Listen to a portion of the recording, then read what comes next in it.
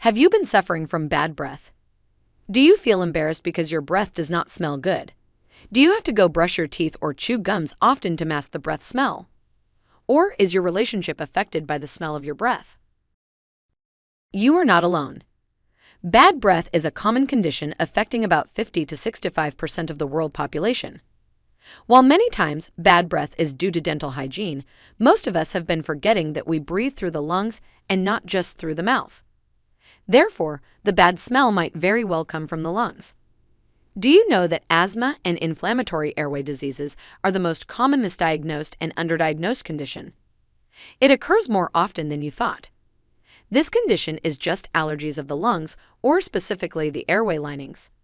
So if you have allergies and sinus issues for a while, this same allergic inflammation that occurs in the sinuses, nasal cavity, inside the ears and throat might also develop inside the lower airway linings. This allergic inflammation inside the airway linings is called asthma. Similar to sinuses, inflammatory airway linings also make mucus. Surprisingly, bacteria microbiome in the lower airway seems to be very similar to that of the gut, likely due to many of us having recurrent acid reflux. Chronic mucus production in the lower airway due to asthma would lead to bacteria overgrowth or even bacteria biofilm forming inside airway lumens. This biofilm of gut microbiome in the lower airway would emit smells similar to gut smell that we called halitosis. To successfully control the bad breath, we need to control the mucus production inside the airway by treating airway inflammation.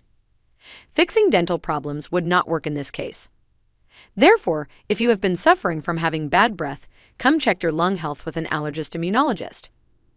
Treating asthma by controlling airway inflammation aggressively would also decrease bad breath. Come talk to your local allergist immunologist. We are trained to recognize and control these inflammations.